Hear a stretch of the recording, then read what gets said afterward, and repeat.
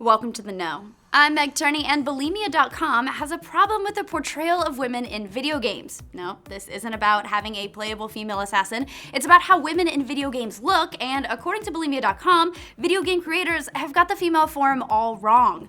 The post says, in part, some gaming studios boast their hyper-realistic lighting techniques, touting natural cloud movements as the latest features of their games.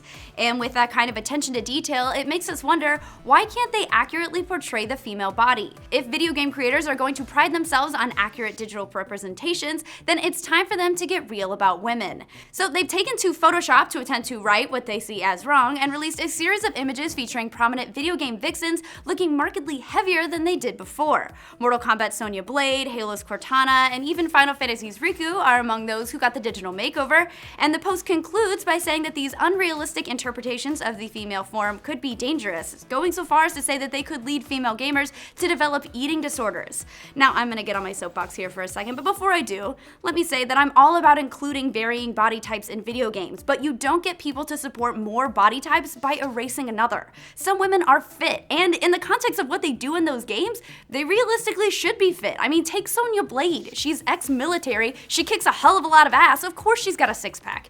And Christy from Tekken, I mean, she's a capoeira fighter. Have you ever watched someone do sexy dance fighting? It's ridiculously active, and by the way, her original bust and waist proportions actually make sense. Her weird titty straps don't, but her waist measurement does.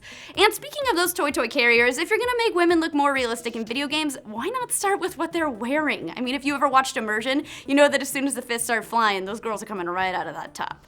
Now, Polygon chose to take the article a step further, alleging that this is what video game girls would look like if they weren't sexualized fantasies. Now, to be fair, the original post doesn't say that, but I think it's important to mention that Polygon does, because it's a very dangerous and offensive line of thinking. By pairing the headline "How Women Gaming Stars Would Look If They Weren't Sexualized Fantasies" with photoshops of heavier women, you're implying that weight somehow erases sexuality. You're saying that a female character can't be someone's fantasy if they're heavy. And to be clear, a woman's weight has absolutely nothing to do with her being sexualized. Again, I defer to those accursed titty straps. So once again, I am all for depicting realistic versions of female characters in games, but only if they're going to be just that, real. I mean, that means that adventuring, rock climbing, tomb raiding ladies are allowed to be fit without it being dangerous. So what do you guys think? Let us know in the comments down below. By the way, I have linked both the Polygon article and the Bulimia.com article, so you can check both out there. And I want to hear what you guys think. So please be kind to one another and let us know what you think in the comments down below. Don't forget, you get the very best in video games and entertainment right here, so make sure you like this video and subscribe to this channel so you can know what we know and be in the know on this show. Heart you!